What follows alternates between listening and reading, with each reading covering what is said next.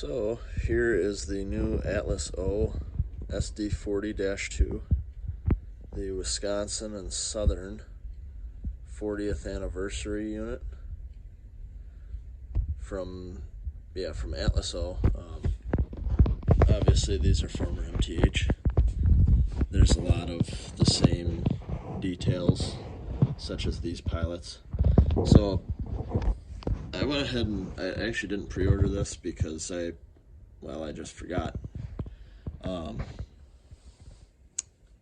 So I haven't fixed the pilots yet. As you can see, they're still attached to the truck at that big gap. I did go ahead and just put KDs on it for now so that I can run it, because I probably won't have time to do this conversion for several months. So anyways, I just wanted to go over some details on it. It has all the separately applied grab irons throughout the front,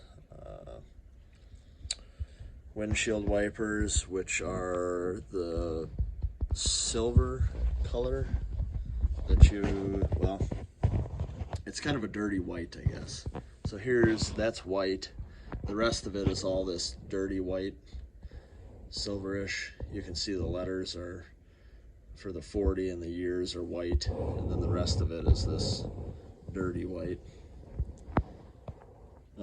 Now I went ahead and got this because I've seen this unit, and I'm from Wisconsin, so I see a lot of these units run regularly, and I thought it'd be cool to represent that. So I'll probably be getting more of these if they ever come out with them. Wisconsin and Southern. I'd like to get some GP38s, and GP40s. There's the paint job is flawless. I love it. However, there's a couple of things about this model. One being the pilots are still the old Weaver pilots, so I will be getting rid of these, and I'm trying to get my hands on some SD70 Mac pilots, because those seem to be the closest match to what the Wisconsin and Southern SD40-2 pilots look like. So that's kind of one thing that I'm waiting on to do this conversion. One other thing you can probably see, and this isn't so big of a deal, but the vents are kind of warped, and this one wasn't popped in all the way. So I don't know if it just needs some fudging. It feels like it's not in all the way. And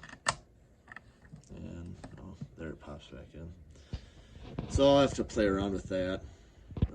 You can kind of see that vent fell out. So there's some issues.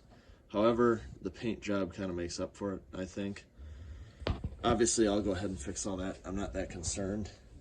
One thing that does kind of concern me, though, and I may have to address, is you can see how big this gap is on the rear, and there you can see part of the problem.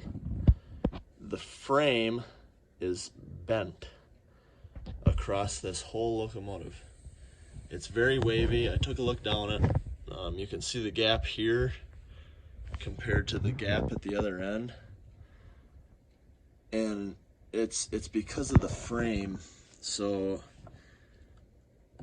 I'm not sure how well you guys can see the frame there, but when I popped the shell off to put these KDs on, the frame looked like an ocean wave. It was just up and down and up and down. So I'm actually contemplating contacting Atlas and maybe trying to get a new frame for it, because I don't feel like it should be that way. The frame on my Union Pacific is straight as an arrow, and on all of my other models they're perfectly straight. So I don't know if this was just a defect, but it's definitely going to have to be addressed, because if I go to try to attach that pilot with that huge gap on it, I mean, it's substantially bigger than this gap. So the pilots would be sitting at different heights, and I just don't think that that would look very good. But other than that, that's really the only issue that I've had with it. It runs super smooth. It'll do one speed step, no problem. And all the sounds are great. Like I said, the paint job is absolutely flawless. And obviously, being from Wisconsin, I love the Wisconsin and Southern paint scheme.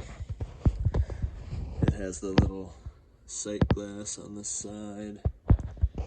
And that vent seems to only be warped on the other side. You can see this side is nice and right where it should be.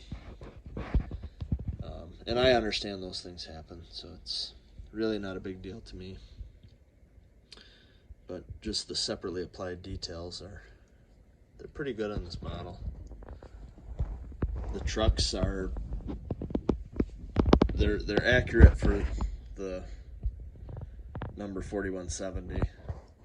So I may add a couple of different piping details, but they do have the sand and then the separately applied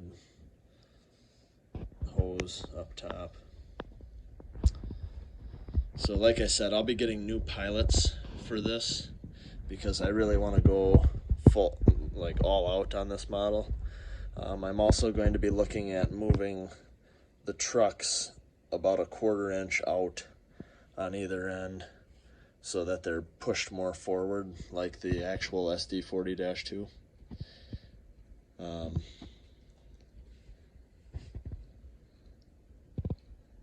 Other than that, I love this model. I'll do a running video of it here shortly if I have the time.